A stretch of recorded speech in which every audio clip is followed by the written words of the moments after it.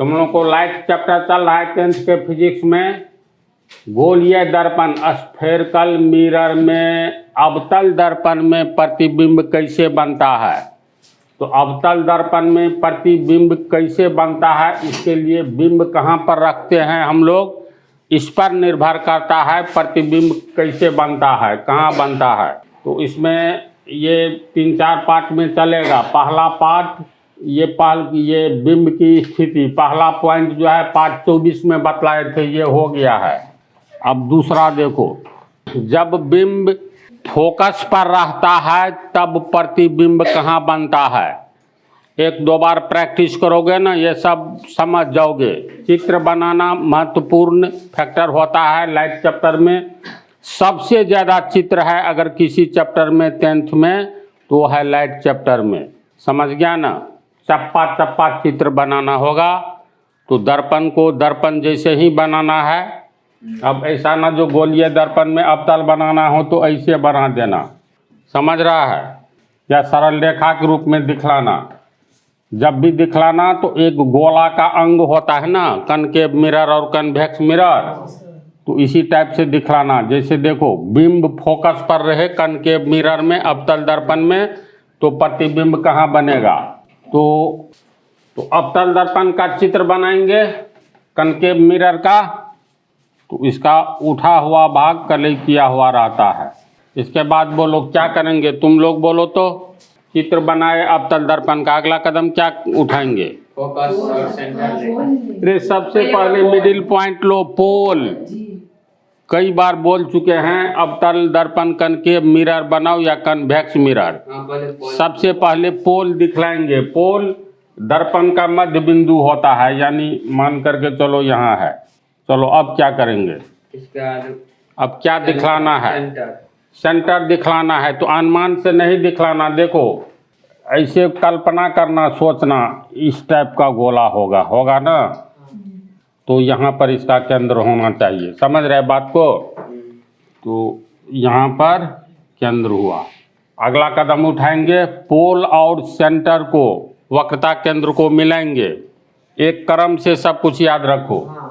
तो इसको मिलाएंगे, इसको आगे की ओर भी जहाँ तक इच्छा हो बढ़ा सकते हो, क्योंकि ये मुख्य अक्ष हो गया प्रिंसिपल एक्सिस, और पीछे की ओर भी बढ़ा सकते हो। तो चित्र की स्थिति के अनुसार पीछे की ओर बढ़ाना कोई ज़रूरी नहीं है, पीछे की ओर बढ़ाना, लेकिन आगे की ओर बढ़ा दोगे तो अंतर नहीं पड़ेगा। पीछे की ओर बढ़ाने पर भी अंतर नहीं पड़ेगा, लेकिन अभी पीछे की ओर नहीं काम है, इसीलिए इधर नहीं बढ़ेंगे। अगला कदम क्या उठाएंगे, चलो बोलो। फोकस बीच में लेंगे। पोल और वक्रता केंद्र के ठीक बीच में मध्य बिंदु फोकस होता है, तो अनुमान से यहाँ आना चाहिए। तो ये हो गया तुमको फोकस। अब जो है क्वेश्चन देखो, बिंब कहाँ पर है, जब बिंब फोकस पर हो, जब बिंब फोकस पर हो तो यहाँ पर एक बिंब को खड़ा करेंगे। अब मूरी ऊपर में है तो ऊपर में ऐसे तीर का निशान लगा देंगे। कोई उल्टा थोड़ी खड़ा होता है, दर्पण के सामने नहीं ना, तो तीर का निशान बतलाता है ऊपरी भाग को। अब अगर फोकस पर बिंब हो तो इसका प्रतिबिंब कहाँ बनेगा। तो हमेशा याद रखना, अवतल दर्पण हो, कनकेव मिरर हो या कन्वेक्स मिरर हो, दर्पण चाहे अवतल हो या उत्तल हो, बिंब के ऊपरी सिरा से मुख्य अक्ष के समानांतर एक किरण लेंगे। तो मुख्य अक्ष पीसी हुआ, इसके समानांतर किरण शीर्ष से दिखलाएंगे। तो इसके समानांतर खींचना है, ऐसे नहीं ऐसे मिला देना है। समानांतर रेखा बतलाए हैं, बेस ऑफ ज्योमेट्री समाप्त हो चुका है। इसमें बिंदु से वृत्त तक की चर्चा कर दिए हैं डिटेल में। तो इसको हम लोग दिखलाएंगे, यहीं तक रहने दो। तो आपतित किरण है, दर्पण पर टकराने के लिए आ रही है, तो दिशा ये है। एक किरण शीर्ष से दिखलाएंगे, तब फिर याद करो मुख्य अक्ष के समानांतर आने वाली किरणें परावर्तन के बाद फोकस से गुजरती है। तो इसका अर्थ है ये फोकस से गुजरेगी। चित्र ठीक से बनाना, उल्टा पुल्टा नहीं हो जाए। तो ये फोकस से होकर के गुजरेगी। पहला किरण कैसे लेंगे इसको ध्यान में रखना है, शीर्ष से मुख्य अक्ष के समानांतर ही लेंगे। तो एक दो परावर्तित किरणें कम से कम दिखलाना है। परावर्तित किरणों के वास्तविक कटान से वास्तविक प्रतिबिंब बनता है और परावर्तित किरणों को पीछे की ओर, दर्पण के पीछे की ओर बढ़ाएंगे तो काल्पनिक प्रतिबिंब, आभासी प्रतिबिंब बनता है ना ऐसी बात। तो यहाँ से हम जितनी भी किरणें लेंगे, अगर मान लो एक किरण फिर केंद्र से ही लेते हैं, इसके शीर्ष को केंद्र से मिलाओगे तो ये किरणें केंद्र से आती हुई इसके शीर्ष से आती हुई ये दर्पण पर टकराती है। अब वक्रता केंद्र से आने वाली किरणें दर्पण पर तो लंब होगी ना। तो लंबवत किरणें जिस मार्ग से आती है परावर्तन के बाद उसी मार्ग होकर लौट जाती है, तो ये उसी होकर के लौट जाएगी। ये दोनों किरणें एक दूसरे को कहीं नहीं और कभी नहीं काटेगी।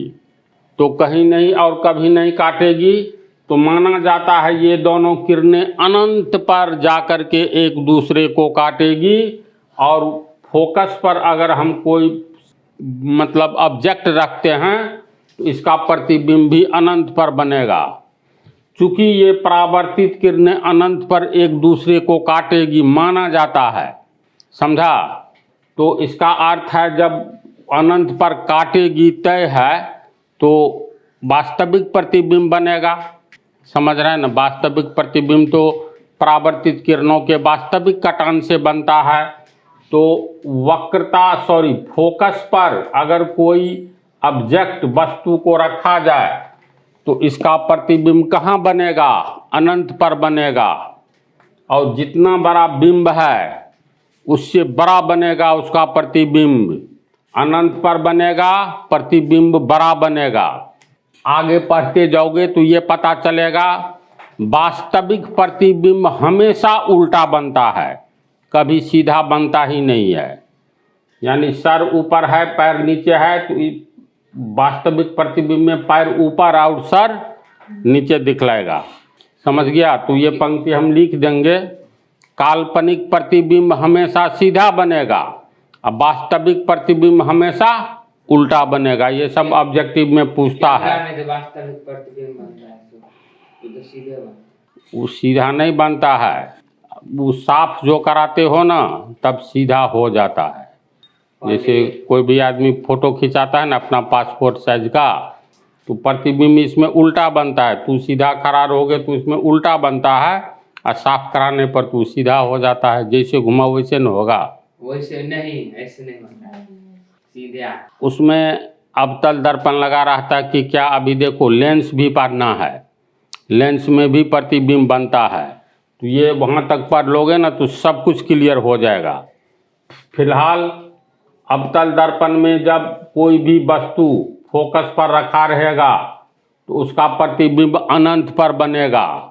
वास्तविक प्रतिबिंब बनेगा, बिंब से बहुत बड़ा प्रतिबिंब बनेगा। किरण को कैसे दिखलाएंगे? एक मुख्य अक्ष के समानांतर ऑब्जेक्ट वस्तु के शीर्ष से लेंगे जो कि फोकस होकर के लौटेगा। एक वक्रता केंद्र से लेंगे जो कि उसी रास्ते से लौटेगा जिस रास्ते से गया है। ये दोनों समानांतर हो जाती है। जो भी किरण दिखलाओगे ना परावर्तन के बाद समानांतर हो जाएगी। और समानांतर किरणें एक दूसरे को कहीं नहीं काटती है, माना जाता है अनंत पर काटेगी। अनंत पर वास्तव में काटेगी तो वास्तविक प्रतिबिंब बनता है। तो और अवतल दर्पण में उसका अमल कहाँ पे बनेगा? बिंब हम लोग फोकस पर अगर रखते हैं तो अवतल दर्पण में प्रतिबिंब अनंत पर बनेगा। ये पॉइंट सब लिख देते हैं। यानी कि वहाँ पर सबसे छोटा प्रतिबिंब बनेगा फोकस पर। अनंत पर बनेगा तो वास्तविक प्रतिबिंब अब बिंब से बड़ा प्रतिबिंब बनेगा। नहीं बनेगा बिंब से बड़ा, छोटा होगा। अरे तू कह रहे हो ना, जब ऐसा होता है तो तुम मान करके चलो ना, धीरे धीरे सब समझ जाओगे। अनंत पर बनेगा, अनंत पर रखोगे तो फोकस पर बनेगा, उल्टा होता है। अनंत से आती हुई किरणें समानांतर होती है, जो एक मतलब फोकस से होकर के समानांतर किरणें गुजरेगी। तो अनंत से आती हुई किरणें समानांतर होती है। अनंत पर है कोई वस्तु तो वहाँ उसके सामने में दर्पण रखोगे तो अनंत से आती हुई सब किरणें समानांतर होगी, मुख्य अक्ष के समानांतर, और मुख्य अक्ष के समानांतर आने वाली किरणें एक दूसरे को वास्तव में फोकस पर काटती है, फोकस से गुजरती है। तो अनंत पर वस्तु रखेंगे, बिंब रखेंगे, तो अवतल दर्पण में प्रतिबिंब फोकस पर बनेगा। इसका ठीक उल्टा, अवतल दर्पण में फोकस पर कोई बिंब रखेंगे तो इसका प्रतिबिंब अनंत पर बनेगा और वास्तव में बनेगा। लेकिन बनेगा दर्पण में, दर्पण में नहीं बनेगा बल्कि अनंत पर बनेगा। अनंत पर बनेगा तो मतलब हम उसमें चेहरा नहीं देख पाएंगे, नहीं देख पाओगे। इसका उपयोग पढ़ोगे ना तब पता चलेगा। जैसे बिंदु मात्र का कोई बहुत बड़ा ये है, स्टार है, मतलब तारा है, तो उसका वहाँ से आने वाली किरणें समानांतर होगी और इसका चित्र एक दूसरे को फोकस पर काटेगा, तो फोकस पर बिंदु मात्र जैसे चित्र बनेगा। फिर इसको कैसे जूम किया जाएगा, बड़ा किया जाएगा, ये सब टेलीस्कोप वगैरह तुम लोग को 10th तक नहीं है, आगे चल कर के है। कैसे हम लोग देख पाते हैं, खगोल शास्त्री कैसे पता लगाता है नए नए ग्रहों का, उपग्रहों का, सब इस दूरबीन का कमाल है, टेलीस्कोप का कमाल है। तो इसको समझ गया कहाँ बनेगा नहीं बनेगा, इसको हम लिख रहे हैं। इसको तो लोग उतार लो, चित्र थोड़ा ठीक से बनाना। ध्यान क्या रखना है, अवतल दर्पण में जब फोकस पर कोई बिंब हो तो प्रतिबिंब कहाँ बनेगा, तो अनंत पर बनेगा। प्रतिबिंब वास्तविक होगा, वास्तविक प्रतिबिंब हमेशा उल्टा होता है, ये ध्यान में रखना। इसको लिख भी देंगे, वास्तविक बनेगा, उल्टा बनेगा, एवं बहुत ही आवर्धित अर्थात वस्तु से बहुत ही बड़ा होगा। आवर्धित का अर्थ होता है वास्तविक माना जाता है, बनेगा। हाँ, मतलब ऐसा माना जाता है जो ये परावर्तित किरणें एक दूसरे को अनंत पर काटेगी, माना जाता है, होता तो नहीं है। जब माना जाता है अनंत पर वास्तव में काटेगी तो वास्तव में काटेगी तो वास्तविक प्रतिबिंब न बनेगा।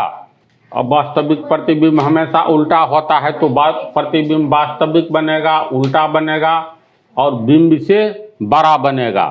आवर्धित का अर्थ होता है मैग्नीफाइड, यानी जूम करते हैं हम लोग तो प्रतिबिंब को बड़ा करते हैं ना, मैग्नीफाइड करते हैं। तो इतनी बात को याद रखना। यही सब पूछता है ऑब्जेक्टिव में, दे देगा क्वेश्चन, कनकेव मिरर में पिंड ये ऑब्जेक्ट फोकस पर रखा हुआ है तो प्रतिबिंब बनेगा। विकल्प में दे देगा, इसी सब में अंत में रहेगा अनंत पर। विकल्प में देगा दूर, मतलब पूरा लाइन में वास्तविक, उल्टा एवं आवर्धित बनेगा। इसी में चेंज कर देगा, काल्पनिक, उल्टा एवं आवर्धित बनेगा। तो लोग इसको चित्र सहित उतारो। इसके बाद नेक्स्ट पॉइंट अगला है, जब बिंब फोकस एवं वक्रता केंद्र के बीच हो। तो फोकस एवं वक्रता केंद्र के बीच का अर्थ हुआ अवतल दर्पण हम लोग बनाएंगे। इसमें अवतल दर्पण में सबसे पहले ध्रुव को ही दिखलाएंगे। तो इसका मिडिल पॉइंट मान लो ये हुआ, तो ये पोल हो गया। पोल के बाद अनुमान से इसका केंद्र कहाँ होना चाहिए, ये केंद्र दिखलाएंगे, वक्रता केंद्र। तो ये हो गया सी, वक्रता केंद्र। दोनों को मिलाएंगे तो पीसी हो गया वक्रता त्रिज्या, आगे की ओर इसको बढ़ाएंगे। प्रिंसिपल एक्सिस मुख्य अक्ष हुआ, पी और सी का मिडिल पॉइंट हो गया फोकस। तो बिंब कहाँ पर है, फोकस एवं वक्रता केंद्र के बीच है।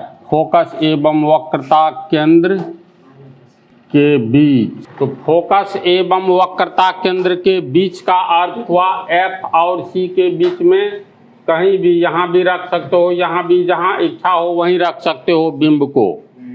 तो मान लो हम लोग फोकस एवं वक्रता केंद्र के बीच में दिखलाना है, तो दोनों के बीच में कहीं भी ले सकते हो। तो अवतल दर्पण में, कनकेव मिरर में जब बिंब फोकस और वक्रता केंद्र के बीच में हो तो प्रतिबिंब कहाँ बनेगा। तो इसको दिखलाने के लिए बिंब के शीर्ष से मुख्य अक्ष के समानांतर पहले की भांति एक किरण को दिखलाएंगे, आपतित किरण को।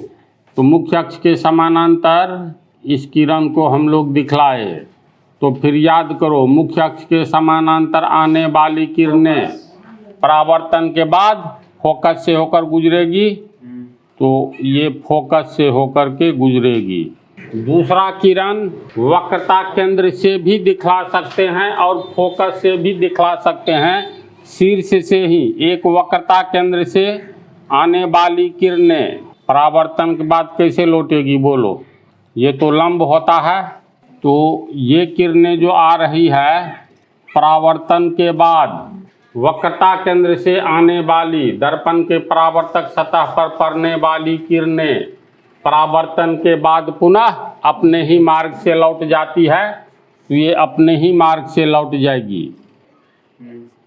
देखो दोनों के बीच में दूरी घट रहा है, तो ये कहीं न कहीं एक दूसरे को काटेगी, कटेगा, लेकिन चित्र बड़ा हो गया, समझा ना? तो चलो इसको यहाँ पर काटा।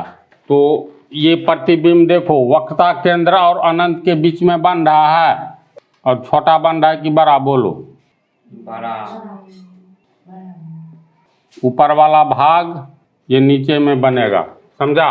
एक तरह से देखो ये आपतित किरण की दिशा ये है, ऊपर शीर्ष से आने वाली किरणें हैं, ये भी शीर्ष से जाने वाली लंबवत किरणें हैं। तो ऊपरी वाला भाग का ये नीचे में बनेगा, ये वास्तविक प्रतिबिंब बनेगा। किरणें वास्तव में काट रही है ना? लेकिन दर्पण के सामने खड़ा है तो दर्पण पे बनना चाहिए, बनता है कहीं और। यही तो बात है, साइंस अजूबा है अपने आप में। घर बैठे हम लोग दुनिया में सब जगह देख लेते हैं ना आदमी को वीडियो कॉलिंग से। तो अवतल दर्पण है, इसमें दोनों तरह का प्रतिबिंब बनता है, काल्पनिक और वास्तविक। तो यहाँ तो वास्तव में किरणें एक दूसरे को काट रही है, तो यहाँ पर एक पर्दा रख दोगे ना, तो यहाँ पर इसका प्रतिबिंब यहाँ पर दिखलाई देगा, समझा बात? दर्पण के भीतर नहीं दिखलाई देगा, दर्पण में वक्रता केंद्र और अनंत के बीच में दिखलाई देगा। तो निष्कर्ष क्या निकलता है? एक चित्र इसमें ऐसे भी ले सकते हो, देखो जैसे ये हो गया तुमको अवतल दर्पण, ये हो गया पोल।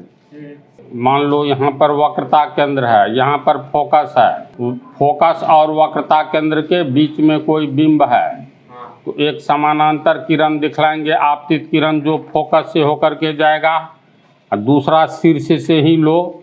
ये जो किरणें आ रही हैं तो फोकस से आने वाली किरणें परावर्तन के बाद मुख्य अक्ष के समानांतर हो जाएगी। तो मुख्य अक्ष ये है तो इसके समानांतर होगी। तो यहाँ पर काटा, यानी वक्रता केंद्र और अनंत के बीच में, तो ये प्रतिबिंब यहाँ बना। ऐसे भी चित्र दिखला सकते हो, ठीक है?